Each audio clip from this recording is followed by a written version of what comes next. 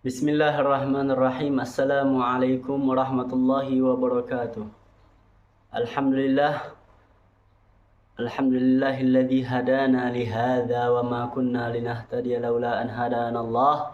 Asyhadu an la ilaha illallah wahdahu la syarika lah wa asyhadu anna sayyidina Muhammadan abduhu wa rasuluh la nabiyya ba'dah. Allahumma salli wa sallim ala sayyidina Muhammadin wa ala ali sayyidina Muhammad. Alhamdulillah, kembali lagi kita dikumpulkan oleh Allah Subhanahu wa taala untuk sama-sama mengambil manfaat, mengambil faedah, belajar ilmunya baginda Nabi Muhammad sallallahu alaihi wasallam. Ma'asyiral hadirin rahimani wa rahimakumullah. Kemarin kita sama-sama telah membahas tentang maksiat dan beberapa balasan di dunia jika kita sering bermaksiat kepada orang-orang yang sering bermaksiat. Salah satunya yang kemarin telah kita sebutkan bahwasanya orang yang bermaksiat itu lebih susah, lebih malas untuk beribadah kepada Allah Subhanahu wa taala. Itu yang pertama. Yang kedua, ma'asyiral hadirin, orang yang sering bermaksiat kepada Allah Subhanahu wa taala juga mendapatkan balasan di dunia, yaitu hidupnya cenderung lebih sempit, hidupnya lebih sumpek dibandingkan dengan orang-orang yang rajin beribadah kepada Allah Subhanahu wa taala, yang jarang melakukan maksiat. Walaupun di media sosial, di mana-mana mereka menunjukkan bahwa mereka bahagia, mempunyai kecukupan, akan tetapi justru orang-orang seperti itulah yang hidupnya lebih sempit dibandingkan dengan orang-orang yang hidup di pedesaan, orang-orang yang hidup jauh dari mereka-mereka yang suka bermaksiat kepada Allah Subhanahu wa taala. Mereka yang tidak tahu, justru orang-orang seperti itulah mereka yang mendapatkan ketenangan di dalam hidup mereka. Buktinya apa? Kalau kita lihat orang-orang yang berpegang teguh kepada agama, orang-orang yang selalu menjalankan ibadah kepada Allah Subhanahu wa taala, orang-orang yang rajin menuntut ilmunya Allah Subhanahu wa taala, maka tidak pernah kita dengar bahwa mereka itu na'udzubillah mati di dalam keadaan bunuh diri.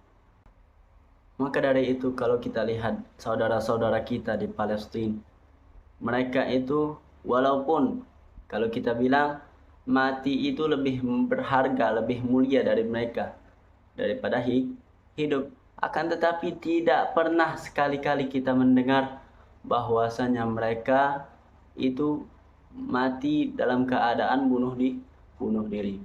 Kemudian Allah Subhanahu wa taala akan memberikan kepada orang yang suka bermaksiat kepada Allah di dunia, yaitu dengan tidak mendapatkan kenikmatan di dalam beribadah kepada Allah Subhanahu wa taala, alias kecanduan dengan maksiat yang sering dia lakukan, sehingga mereka orang-orang yang bermaksiat, yang sering bermaksiat kepada Allah Subhanahu wa taala itu lebih susah untuk mendapatkan kenikmatan di dalam beribadah kepada Allah Subhanahu wa taala.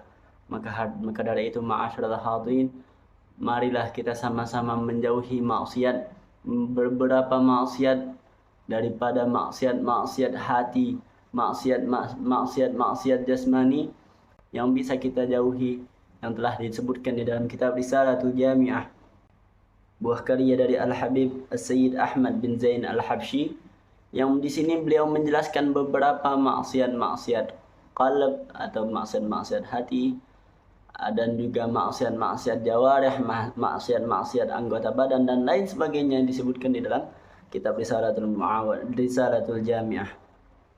Beliau menjelaskan bahwasanya wa hifdzul qalbi minal ma'asi wajibun ala kulli muslim.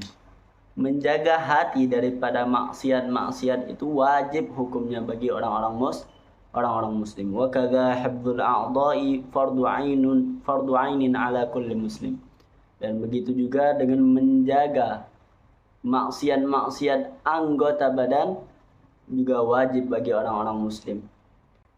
Kemudian muallif menjelaskan daripada maksiat-maksiat hati itu apa aja dan maksiat-maksiat anggota badan itu apa aja. Insyaallah kita akan jelaskan di minggu-minggu yang akan datang. Wallahu a'lam bishawab. Wassalamualaikum warahmatullahi wabarakatuh.